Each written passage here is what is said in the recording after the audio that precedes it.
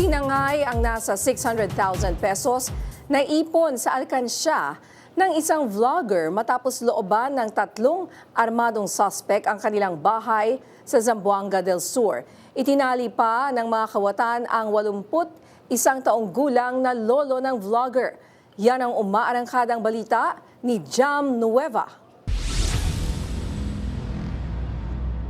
Pasado 2:30 ng tanghali, July 17, nang pasukin at looban ng 3 armadong sospek ang bahay ng lolo ng isang vlogger sa barangay Bagitan, Gipos, Zamboanga del Sur. Ayon sa lolo ng vlogger, nag-iisa siya sa bahay at nakaupo sa balkonahe nang dumating ang 3 sospek na nakasuot ng jacket at may takip ang mga mukha. Dumaan sa kusina ang 3 at kinaladkad ang matanda. Itinali ang kamay, tinakpan ang bibig at tinutukan ng baril.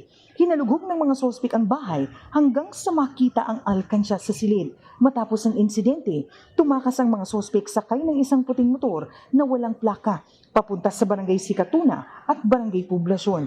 Ayon sa vlogger, matagal nilang pinag-ipunan ang naturang halaga na gagamitin sana para sa pagpapatayo ng bahay ng kanyang lolo't lola.